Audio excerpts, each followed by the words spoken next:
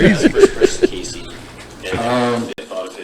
It's cool because, my college coach and my coach in Cincinnati when I was there, Mary and Hobby, him and Casey really close.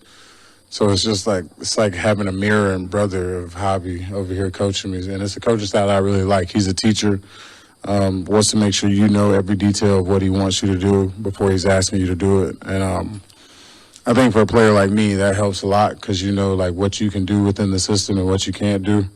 It doesn't create much of a gray area for you. It doesn't teach you to be a robot, but it also lets you know where you got to be and however you get there is how you get there. So it's been fun talking to him.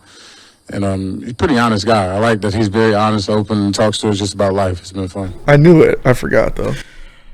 There is your stud, up until Liam comes back, your star defensive tackle, DJ Reader, talking about his brand new defensive line coach, Casey Rogers, who studied under the same tutelage as defensive line coach that he came to the league with in Cincinnati. So he's all about the Casey Rogers. And I think that gives him a little leg up coming into this next one, especially as a vet in the locker room, too, helping these young guys come along. Absolutely. And like he said, him being here last year, now he's comfortable. Now he knows everybody. He's got the feel. All the Healthy vibes are set. off-season. Having a healthy offseason is extremely important, especially for a guy like Tyleik Williams. I think DJ Reader being healthy in the offseason is going to help Tyleik Williams in his growth tremendously because that's a vet who's been there, done that on multiple different teams. So, that pairing up the middle I'm excited to see. And when Aleem comes back, you're going to have a damn good rotation at defensive tackle. One of the best in the league. Yeah. When you look at it, when you have Aleem McNeil healthy, DJ Reader, Roy Lopez, Tyleik Williams, Levi Onwuzurike, like you've got a lot of big bodies that are very quality and athletic players rotating in and out. It's going to be fun to watch, man. Yeah, I like everything you just said is exactly how I picture it, too, because you got DJ Reader, but you got so many young guys in the defensive line room where you're talking about, like you said, Tyleik Williams, but not even just him, a guy like Mekhi Wingo. Yep. The fact that he's like with it or understanding of what the philosophy of it all is allows him to help be almost damn near like a second coach. You know, and the fact that like DJ Reader, this year's not guaranteed for him. This is like another contract year for him. Yeah. Last year was a fully lit deal. Now he's back on the market next year. He's got to showcase some stuff too, so he's gonna be on their ass about it. Because his job isn't necessarily to get this, like you said, the numbers aren't a defensive tackle attribute. There may be in the system, but it's going to be one of the defensive tackles. The other guy's going to be the one eating the blocks. DJ Reader's the one eating the blocks. So for him to get his contract, the guy next to him needs to fucking light it up. Yep. So he's going to be on their ass. And I like that. Yeah, he's going to be like, hey, kid, you're getting one-on-ones in this league. You better fucking win them. Yeah.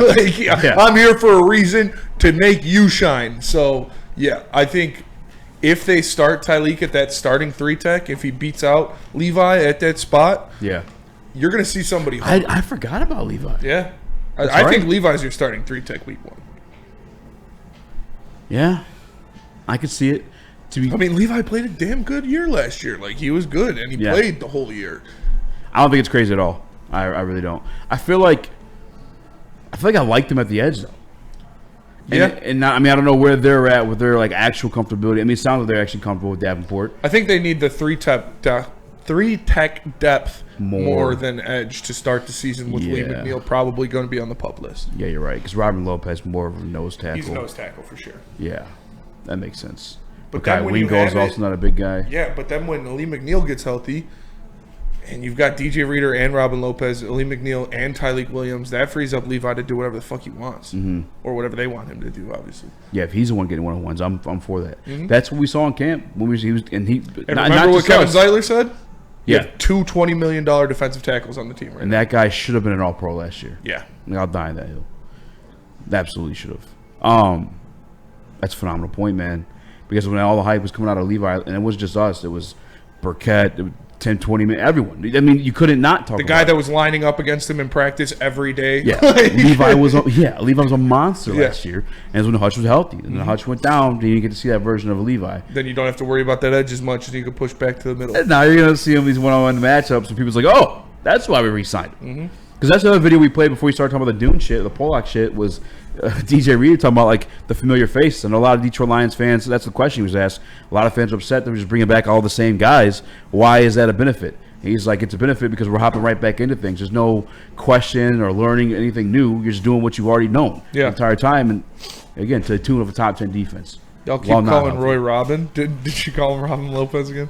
Shout out Roy Lopez. Shout out Roy Lopez. The Mexican DT. Yeah, dude. I'm I'm excited to see how these pieces fit. And I think Is there a Robin Lopez? Is that a person? Robin Lopez is a basketball player. Yeah, NBA. Robin Oh, Lopez that's is right, his twin that's brother. Also, talk about a lottery ball, dude. You had twin 7-footers. Like, fuck. Great genes, whoever that guy Honestly. is. Dad, Papa Lopez or Mama Lopez. But, They're probably both huge for that to happen. yeah, they gotta be. But, dude, just twin giant bird-looking 7-footers that both play in the NBA. Good shit. Good for them. Fuck, what was I going to say? Hold on. Oh, Casey Rogers is definitely going to help because, like, we've talked about what he did in Tampa Bay and the versatility of the players that he's dealt with. He's seen it all. You know, Vita Vea, Kalacia Cansey, Jason Pierre-Paul, Golston, all of these different types of players, Shaq Barrett, edge rushers, sizes, fits, it doesn't matter, and he's gotten the best out of all of them. So I expect him to get all of these guys humming and get the most out of them. I'm looking at Lopez's mom. She's definitely 6'5" or 6'6". Dude. She's a big Swedish woman. I'm trying to find a big Swedish woman and make giant left tackle. I don't know if you heard Amon-Ra's dad. He's like that's the goal. Sure, dude. That's That what you is gotta do. that is basic. It's not what he primal, did. That is basic primal human instinct. Yeah. You want to find the biggest, most capable mate and produce the strongest offspring. And I'm there, dude. Like I want to find like I said, like a WNBA player, like a 6'4", 6'3", 6'4" black woman. We could just make super babies, dude. They would be great defensive and offensive linemen. Or small forward shooting guards.